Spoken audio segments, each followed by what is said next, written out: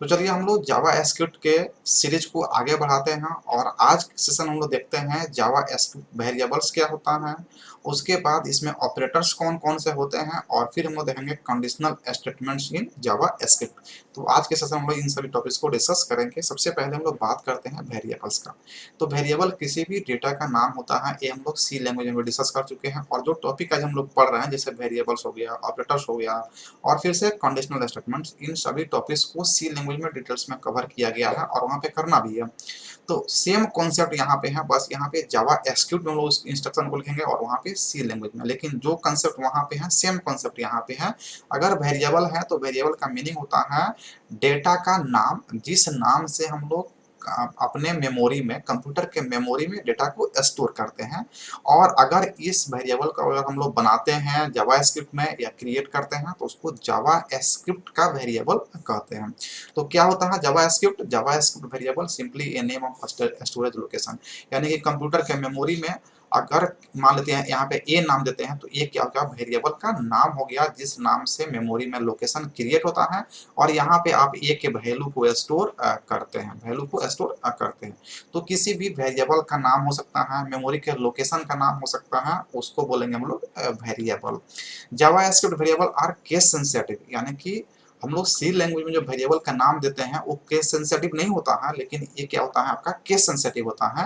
ये डिपेंड करता है कि आप स्मॉल लिख रहे हैं या कैपिटल लिख रहे हैं। वहाँ पे क्या है कि स्मॉल और कैपिटल दोनों हम लोग यूज कर रहे थे, जो आपकी इच्छा है कर सकते हैं, लेकिन ये क्या है आपका केस सेंसिटिव है। Always declare Java script variable with VAR, इसको बार बोलते हैं लेट और कांस्टेंट, यानी कि इन तीनों को आप कीवर्ड यहाँ पे कहेंगे और इन कीवर्ड का यूज करके हम लोग इसके वेरिएबल को क्रिएट करते हैं। जैसे सी लैंग्वेज में अगर हमें इंटीजर क्रिएट करना है, कोई भी वेरिएबल क्रिएट करना है तो उसके टाइप को डिफाइन करते हैं। जैसे INT किए तो हम लोग कहेंगे इंटीजर वेरिएबल है, अगर CHAR किए तो हम लोग कहेंगे कैरेक्टर वेरिएबल है। लेकिन यहाँ पे वेरिएबल क्रिएट करने के लिए जो आप कीवर्ड यूज करेंगे उसमें है VAR बार, उसके बाद में लेट और क्या है कांस्टेंट। ये तीनों जो है ना डिफरेंट डिफरेंट वर्जन पे काम करते हैं। जैसे आप देख पा रहे हैं कि अगर बार आप कीवर्ड यूज कर रहे हैं तो ऑल जावा स्क्रिप्ट को ये रीड करता है जो 1995 से 2015 तक आप डेवलप किए हैं, यानी डेवलप हुआ है जावास्क्रिप्ट, उन सभी में जो है ना ये चलता है VAR कीवर्ड।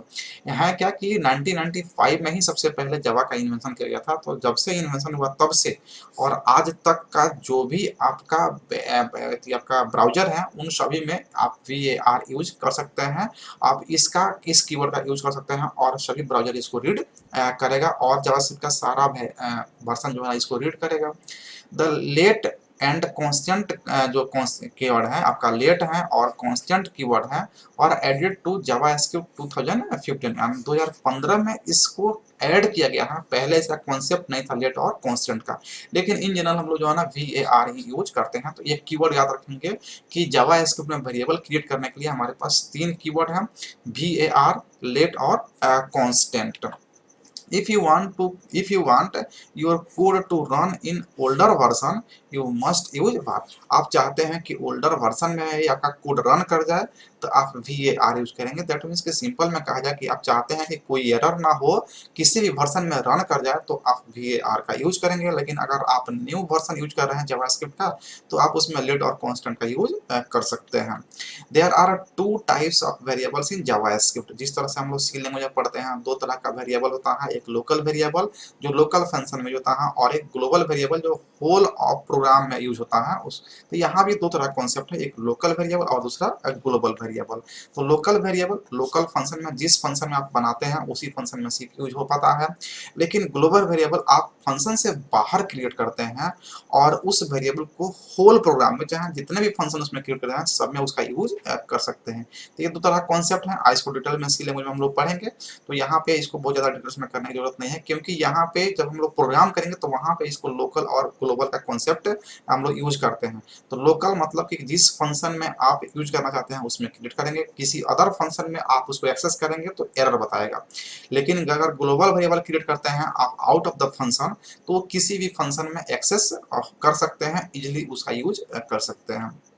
अगर इसमें आप वेरिएबल क्रिएट करते हैं तो स्क्रिप्ट में जो है ना आप var(x = 10) हो गया, var(y = 20) हो गया, फिर यहाँ पे z = x+y आप कर सकते हैं। अगर आप इसके वैल्यू को प्रिंट करना चाहते हैं तो जो हम लोग स्क्रिप्टिंग यानी जावास्क्रिप्ट में यूज करते हैं प्रिंट के लिए, यहाँ पे हम लिखते हैं डॉक्यूमेंट डॉट राइट और जिस वेरिएबल को प्रिंट करना है उसका नाम, डॉक्यूमेंट डॉट राइट से यहाँ पे हम लोग प्रिंटिंग करते हैं। तो ये हमारा, अगर आप यहाँ पे किसी फंक्शन में यूज करना चाहते थे तो यहाँ पे अगर हम लोग मान लीजिए यहाँ पे फंक्शन fun नाम का फंक्शन दे रहा है और यहाँ पे जो है ना इसका जो है ना ये फंक्शन के अंदर में हो गया, तो जो फंक्शन के बाहर में x है ये हमारा क्या हो गया, ग्लोबल हो गया, और फंक्शन के अंदर में y और z आएगा तो क्या जाएगा, लोकल जाएगा। तो ये सिर्फ फंक्शन में यूज हो पाएगा, लेकिन ये जो होता है ना किसी अदर फंक्शन में भी यूज कर सकते हैं। तो हो गया हमारा जावा स्क्रिप्ट का वेरिएबल।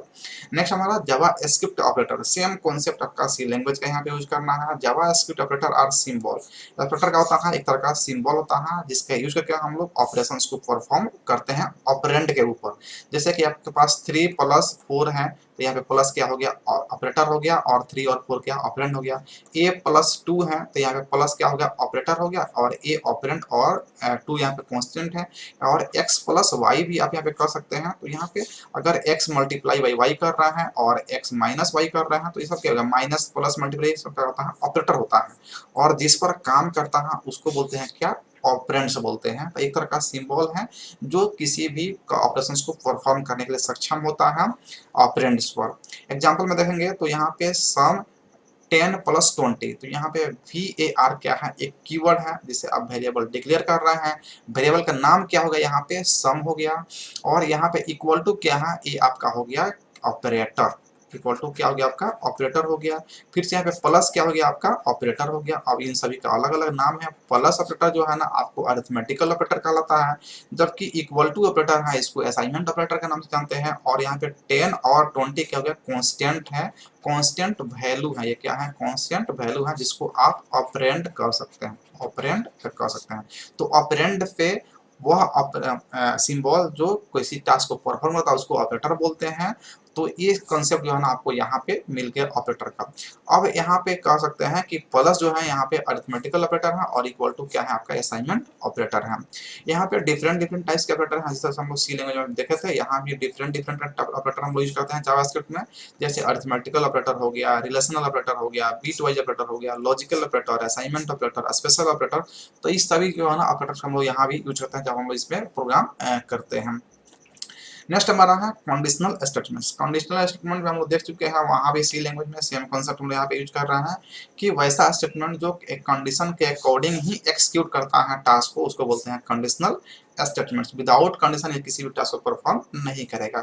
जैसे जावास्क्रिप्ट में अगर इफ एल्स स्टेटमेंट यूज कर रहे हैं तो execute the code whether condition is true और फॉल्स, यानी कि इफ एल्स में क्या है कि कंडीशन ट्रू होगा तो इफ वाला ब्लॉक को एक्सिक्यूट करेगा, कंडीशन फॉल्स होगा तो एल्स वाले ब्लॉक को एक्सिक्यूट करेगा। There are 3 forms of if statements in JavaScript. 3 form हम लोग पहले भी देख रहे हैं, जैसे कि आपका इफ स्टेटमेंट का फॉर्म हो गया, इफ एल्स का हो गया और नेस्टेड इफ एल्स का हो गया। तो इफ स्टेटमेंट का होगा अगर कंडीशन ट्रू होता है तो एक्सिक्यूट करेगा, अदरवाइज एक्सिक्यूट नहीं करेगा। इफ एल्स में क्या है कि अगर कंडीशन ट्रू होता है तो इफ एक्सिक्यूट करेगा और फॉल्स होता है तो एल्स एक्सिक्यूट करेगा।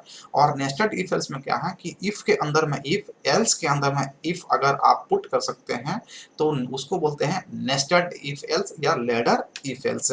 इसका जो आप यहाँ पे देखेंगे तो स्क्रिप्ट यहाँ पे इफ एल्स का यहाँ पे एक एग्जांपल बताया गया है कि यहाँ पे var एक ए नाम से वेरिएबल क्रिएट किया गया है जिसका वैल्यू कितना है 20।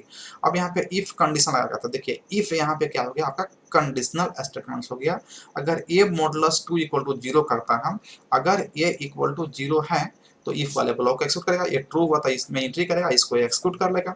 लेकिन अगर ये कंडीशन फॉल्स हुआ तो कहाँ जाएगा, एल्स वाले ब्लॉक को एक्सिक्यूट करेगा। और यहाँ पे डॉक्यूमेंट डॉट राइट से आप इवन नंबर या ऑड नंबर प्रिंट कर सकते हैं।